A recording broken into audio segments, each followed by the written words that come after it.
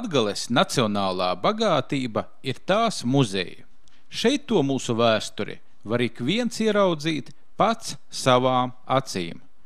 Pačamdīt, aptaustīt to nedrīkst, jo eksponāti ir trausli, nāk no gadsimtu dzīlēm, katrs no tiem ir unikāls, neatkārtojams, ar savu likteni un savu stāstu.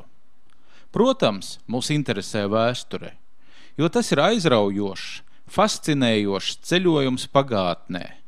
Tā ir iejušanās citos laikos, mēģinājums iepazīt savas saknes, sajust pagātnes garšu, saostīt senlaiku aromātus, iejusties mūsu senču sadzīvē, vērtību sistēmā, izbēdāt viņu bēdas un izpriecāties viņu priekus. Mēs paši konstruējam, mēs paši vērtējam pagātni. Bet nedarām to akli. Mums ir orientieri, pieturas punkti. Tie slēpjas Latgales muzeju fondos. Kā ūdeņi satek ezeros, tā vēstures strauti un upes muzejos. Mēs stāstīsim jums par reģiona muzejiem, par bagātībām, kuras tajos ir uzkrātas. 7, 9 un vēl vairāk gadsimti, no mūsdienām līdz aizvēsturei. Šie gadsimti redzami stendos un vitrīnās, vertikāli un horizontāli, izklāti, nolikti, piestiprināti un tā tālāk. Tas viss ir muzejos. No pirmo briežu mednieku bultūzgaļiem līdz masīviem, noputējušiem veciem datoriem, kuri arī ir atraduši mājvietas muzejos. Aizraujošu, lietderīgu ceļojumu. Labadīna Latgalā! Šodien mēs esam skaistajā Dagdas pilsētā un atrodamies Dagdas novadpētniecības biedrība Patrija muzejā. Biedrība Patrija ir dibināta 2010. gadā, 23. augustā. Un pa šiem gadiem ir padarīts liels darbs, lai izkoptu šo muzeju, lai izpētītu mūsu novada tradīcijas un lai pasniegtu šo stāstu visiem cilvēkiem, kuri apmeklēs mūsu pilsētu. Gribētu atzīmēt, ka šis muzejs tāpa sadarbībā ar Dagdas Visvētās Romas katoļu baznīcu ar dekāna Pāvela Odiņa atbalstu. Un svētību ir devis bīskaps Jānis Bulis. Un tad es gribētu iepazīstināt jūs ar mūsu novada un pilsētas gerboni. Tas ir Fēniks, ugunsputnis, tas ir putnis, kurš atzimis no pelniem. Un pētot vēsturi, mēs esam saskārušies ar interesantu faktu, jo ir konstatēts sens Dagdas muižnieka Kazimira Buņicka 1884. gadā parakstīts dokuments, uz kura ir uzlikts zīmogs, un zīmogā ir attēlots vairogs, uz kura atrodas balts gulbis, kurš peld Dagdas ezerā, un virs tā ir attēlots kronis ar 7 stariem. Mēs dzīvojam Dagdas novadā, un šeit ir ļoti skaista daba. Un šeit arī dzīvo talantīgi cilvēki.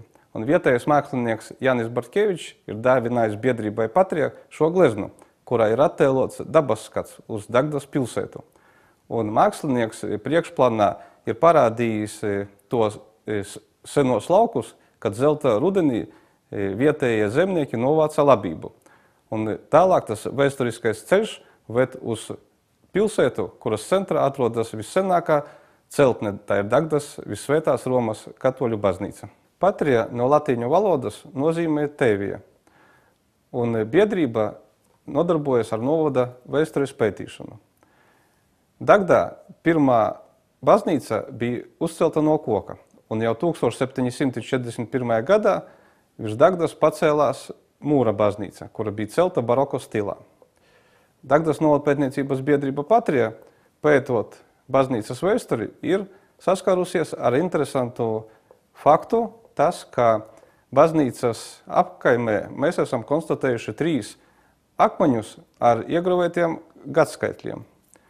Un kas pats interesantākais, ka ja literatūrā ir minēts 1741. gads, kad ir celta Dagdas baznīca, tad uz baznīcas pakalnā uz akmens ir datums 1889. gads. Pie baznīcas ieejas durvīm ir otrs akmens, uz kura ir attēlots 1884. gads. Un kā trešais uzraksts ir uz baznīcas akmens kāpnēm.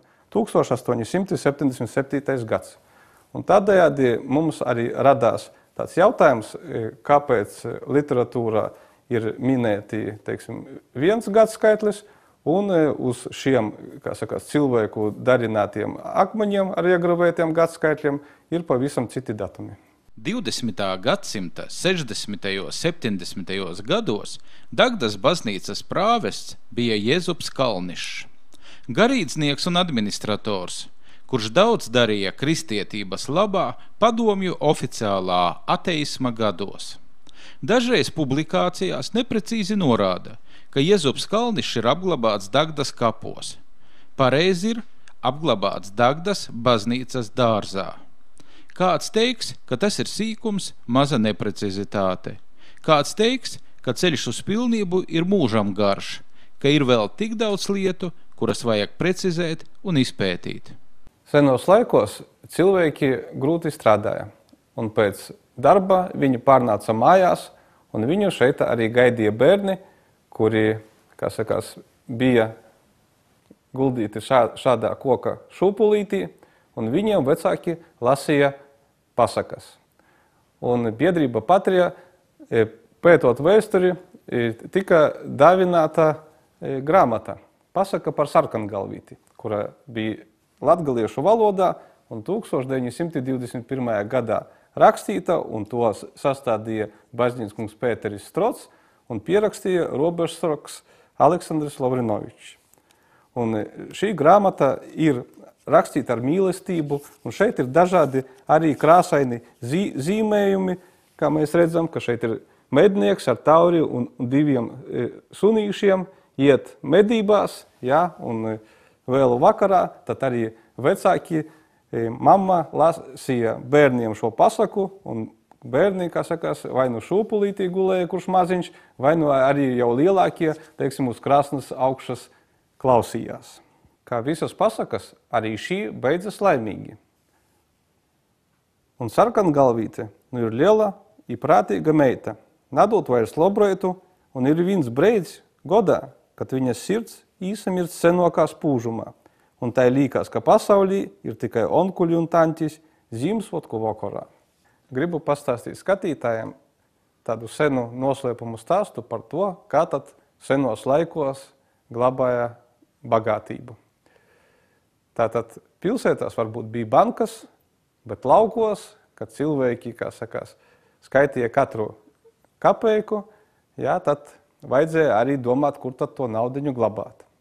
Protams, varēja glabāt zekē, varēja kādā buņģā un norakt dārzā, bet bija arī citi varianti, ar kuru biedrība Patrija ir arī saskārusies, kad tika dāvināta šī kumode, un tad, ja teiksim, kāds ielauzās mājā, teiksim, meklēja, teiksim, naudu, jādārglietas, tad viņš, teiksim, atvēra to kumodi, skatījās, tukša kumode, nekā nav.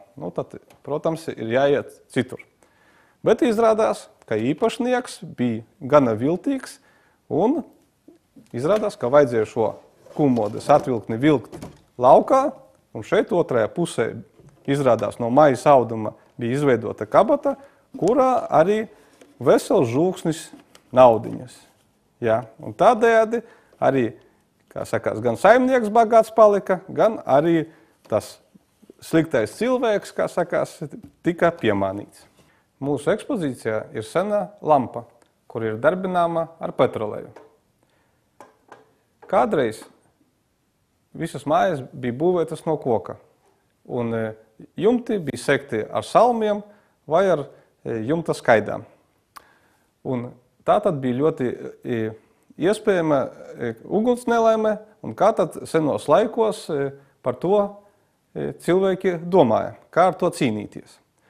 Un tad mūsu rīcībā ir tāds stāsts, ka, lai mazi bērni, kā sakās, neiztiktu šādu lampu, tad arī tēvs ir izdomājis tādu pasaku, kuru stāstīja vakaros saviem bērniem, un kuru arī pastāstīšu es jums.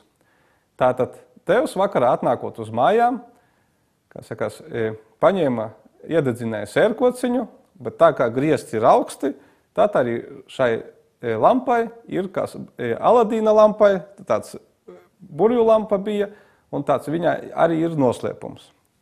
Tāds, ka jau tehnoloģijas bija attīstītas un ka viņu, kā sakās, tevs arī izmantoja savu stāstījumu, to arī demonstrēja. Un tad tevs saviem bērniem stāstīja pasaku, ka it kā mājas bērniņos dzīvo nikna žurka, liela, ja? Un tad, lai bērni neiztiktu šo lampu, tad tevs vakaros pienāca klāt un teica, žurka dot.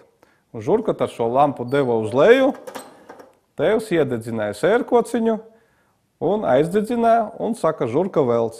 Un tad žurka viņu uzvilka atpakaļ savā vietā un mazi bērni krasnas augšā apaļām acīm nobijušies skatījās. Tagad mēs esam mūsu ekspozīcijas daļā, kur ir veltīta reliģijai.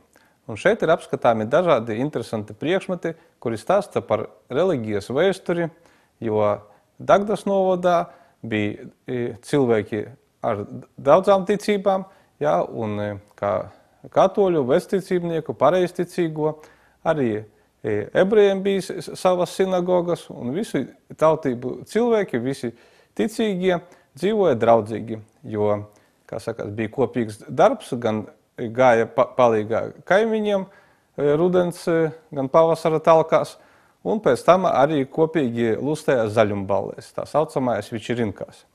Un kā šeit ir daudz eksponāti, bet es gribētu pievērst tādu uzmanību, ka šeit ir, teiksim, arī mēs esam atraduši, teiksim, mums ir dāvinājuši Baļbinovas baznīcas atslēgu. Ja? Tāpat šeit, un pēc pusgada, kad mēs jau zinājām par šo baznīcu, mēs atradām stāstus par viņu gan literatūrā, gan arī bijām aizbraukuši uz māju, kur kādreiz dzīvoja baznīcas ergilnieks, un tur mums uzdāvināja viesmīlīgie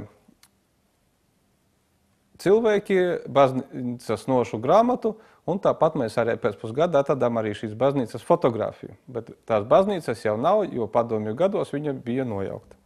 Tāpat gribētu parādīt tādu interesantu priekšmetu, kā bloks. Tas ir, ka viņu kāra tur kaut kur pie sijas augšā, un tad tas tieši ka koka rimbulis, jā, teiksim, tas bloks, un tā bija trose, ar kuru tā tad no apakšas cēla uz augšu smagumus, un tā kā tas ir arī atrasts baznīcā, tad arī domājams, ka viņam ir jābūt kaut kur pāri 250 gadiem, jo tieši laikā, kad cēla baznīcu. Jā. Un tāpat kā viens, teiksim, gribētu arī uzdot jautājumu skatītājiem, arī mums ir cilvēki dāvinājuši tādu interesantu priekšmetu ar rokturi un ļoti tādu krāšņu apdari, un šeit ir galā tāds ritentiņš ar ornamentu. Un tad es arī gribētu uzdot, teiksim, tādu jautājumu, ko tad ar šādu ritentiņu varēja darīt.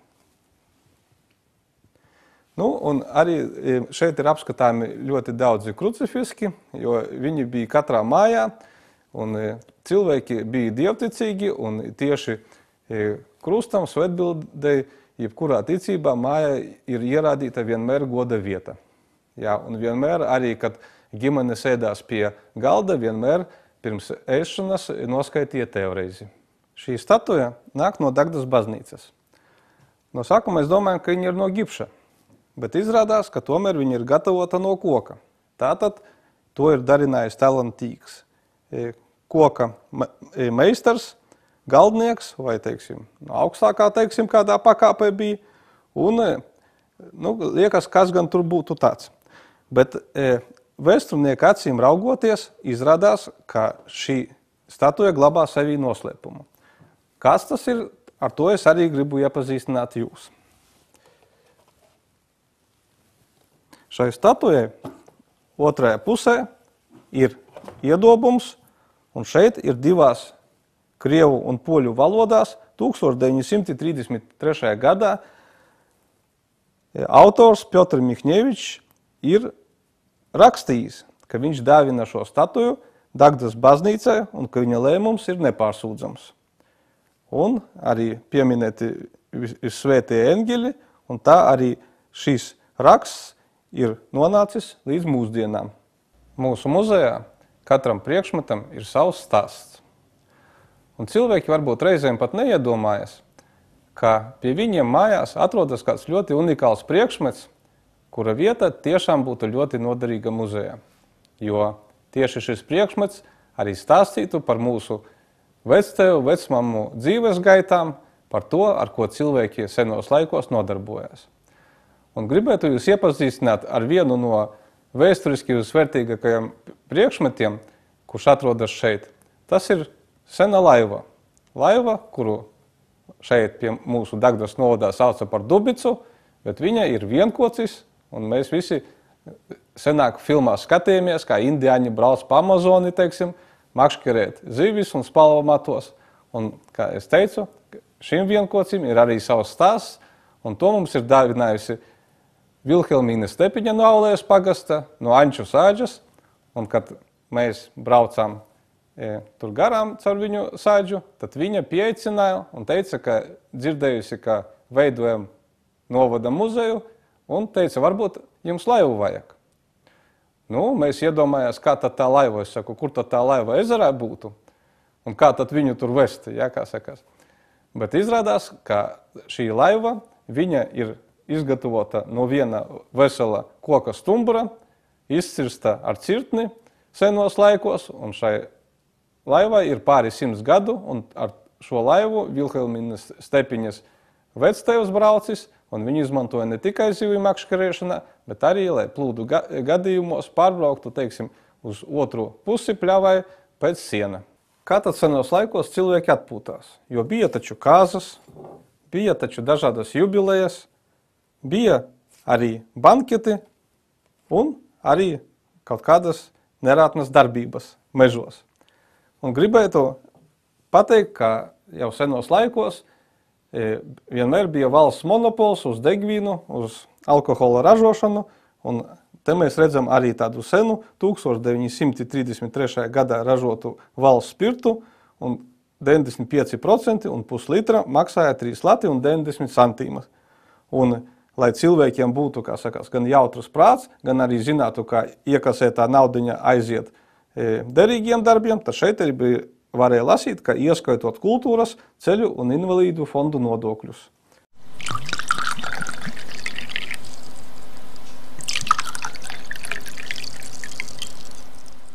Arī mēģināja cilvēki ražot alkoholu mājas apstākļos. Un, kā redzam, šeit arī ir skatīta apskatē izstādīts kanģas aparāts, ko mūsdienās var arī saukt par šmakoku, kas ir populāri pašais, jā. Un tad